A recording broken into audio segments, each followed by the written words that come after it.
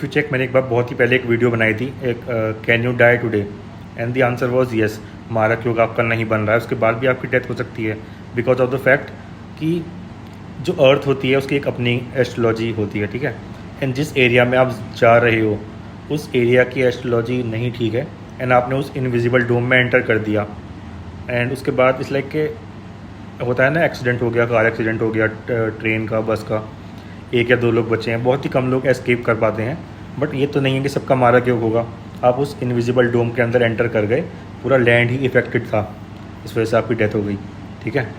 And तो yes, and ऐसा भी होता है कि जो कहीं आप देखोगे वेस्ट इंडीज़ में बहुत सारे विलेज हैं, सभी लोग गरीब हैं, सबकी ही एस्ट्रोलॉजी ख़राब है, नहीं, वो पर्टिकुलर लैंड जहाँ पे आप रह रहे हो उसकी एस्ट्रोलॉजी ख़राब है। एंड इट्स लाइक अर्थक्वेक आया था आज, है ना, उसकी वजह से मेरे को ये चीज़ याद आई है। ये चीज़ें मैंने डिस्कस करी हुई हैं पहले कि अर्थक्वेक के अलाइनमेंट्स कैसे देखते हैं। इस लाइक कि उस पर्टिकुलर एरिया का अगर आप एस्ट्रोलॉजी खोल के देखोगे, सैटर्न 3rd हाउस में है किसी अर्थ साइन के अंदर, एंड 3rd हाउस से वो 12th हाउस को देख रहा है, तो या it creates a situation of earthquake. जानना अलग बात है, बदलना अलग बात है, ठीक है, कोई नहीं बदल सकता। सुनामी के कैसे रहते हैं, लाइक केतु अगर 12th हाउस में आपका जेमिनाई के साइन में, तो और मून ट्रांजिट कर रहा है उसके ऊपर, तो सुनामी एक की सिचुएशन वो क्रिएट कर सकता है उस पर्टिकुलर एरिया में। बट द फैक्ट इज़, इन सब चीज़ में मैं एक चीज़ डिस्कस करना चाहता था। देखो, मैं कोई एक्सपर्ट नहीं हूँ, इन सब चीज़ों में मैं डील नहीं करता। मोर ऑफ मेरा जो है ज़्यादा जो है इंट्यूजन पे काम करता है, इंट्यूजन पे मैं वर्क करता हूँ।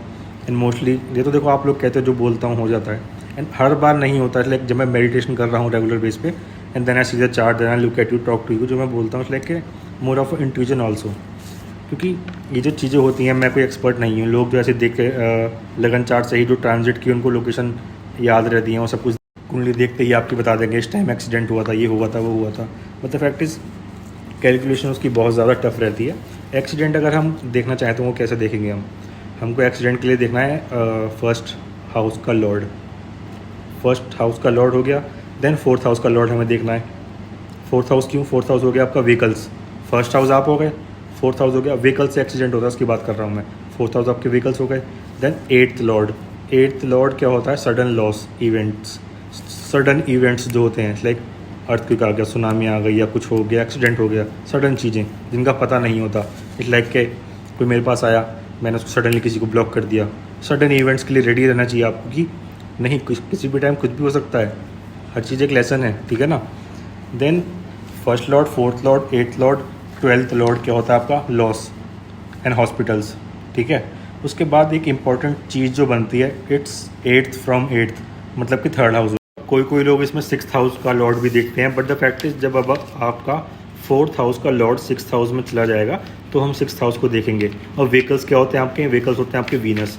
देन उसके बाद आप देखोगे, ये सारे आपको पता लग गए कौन कौन से प्लैनेट होल्ड करते हैं 1st, 4th, 8th और 12th हाउस का लॉर्ड, ठीक है। देन 8th फ्रॉम 8th भी देख सकते हो आप। देन 6th वाला महादशा देखो, उसके बाद आप कि कौन सा प्लैनेट आपका महादशा में एक्टिव है। उसके बाद अंतरदशा में कौन सा एक्टिव है। उसके बाद परिअंतर दशा में कौन सा प्लैनेट एक्टिव है। उसके बाद वो चीज़ आपको डिविजनल चार्ट्स में देखनी है, D9 चार्ट में, ठीक है। उसके बाद आपका D30 चार्ट जो होता है, त्रिम सामशा चार्ट, वो आपको खोलना है। वो मिस फॉर्चून का चार्ट होता है। इसमें आप मेनली क्या देखोगे? 1st हाउस, 6th हाउस और 8th हाउस लॉर्ड, ठीक है। उसके बाद ट्रांजिट में आपको क्या चीज़ चेक करनी है? इन प्लैनेट, जो भी ये प्लैनेट्स बनते हैं, ठीक है, ये प्लैनेट्स हो गए सारे, इनकी आपकी महादशा दशा एक्टिवेटेड है, एंड इन सब के ऊपर से मार्स, सैटर्न, राहु ट्रांजिट कर रहे हो। जो भी है आपके मेन 4 प्लैनेट्स हैं। मार्स आपका एक्सीडेंट्स कौन सा प्लैनेट होल्ड करता है? Bleeding muscles, bleeding, Mars. Then Saturn, Rahu, Ketu, उनका ट्रांजिट को आपको देखना है, ठीक है। तामसिक प्लैनेट्स होते हैं, हर्डल्स आपके अंदर लेके आते हैं। ये मार्स आपके एक्सीडेंट, ब्लीडिंग, सैटर्न इन 8th हाउस, ठीक है, वो चीज़ आपको देखनी है। सैटर्न ओरिजिनली जो है 8th हाउस को भी रिप्रेजेंट करता है, ठीक है। राहु केतु आपके सडन इवेंट्स होते हैं। एंड अगर आप एक हायर देखो, राहु केतु का मैंने आपको बता रखा है कि वो जहाँ राहु है वहाँ 7th हाउस में केतु होगा, 180 डिग्री के एंगल पे ऐसे होते हैं ये आमने सामने। बट द फैक्ट इज, जब आप हायर चार्ट्स में जाते हो, D30, D45, D60, तो ये राहु केतु आपको साथ में भी बैठे हुए दिखाई देंगे, ठीक है ना। क्योंकि समझो कि राहु केतु जो है एक ही हैं, स्वयंभरू एक ही चीज़ है in this third dimensional world, ठीक है ना। एंड पहले तो आपको ये देखनी है, सबसे सिंपल तरीके से मैं आपको बता रहा हूँ, महादशा आपकी चल रही है या अंतरदशा या परियंत्र दशा में अगर फर्स्ट 4, 8 और 12 उसके बाद फर्स्ट 4, 8 और 12 के जो लॉर्ड हैं वो एक्सपेक्ट कर रहे हो, उन पर मार्स और सैटर्न जो है वो एक्सपेक्ट कर रहे हो, या 6th हाउस का लॉर्ड जो है वो एनिमी साइन है, वो भी डिजीज़ होल्ड करता है, वो उसके ऊपर से ट्रांजिट कर रहा हो, ठीक है। एंड मेनली अगर आप यूरेनस को देखोगे, यूरेनस की जो ट्रांजिट होती है ओवर अदर प्लैनेट्स इन सब के ऊपर 1, 4, 8 और 12, तो वो भी एक्सीडेंट करवाती है। जैसे वीनस आपका जो है 8th लॉर्ड है या फर्स्ट या 4th या 12th लॉर्ड है, उसके ऊपर यूरेनस ट्रांजिट कर रहा है पर्टिकुलर टाइम पे, तो that's how we just timing of accident. Okay, in detail में नहीं बता रहा हूँ, मैं देखता भी नहीं हूँ। एंड या so these are the elements.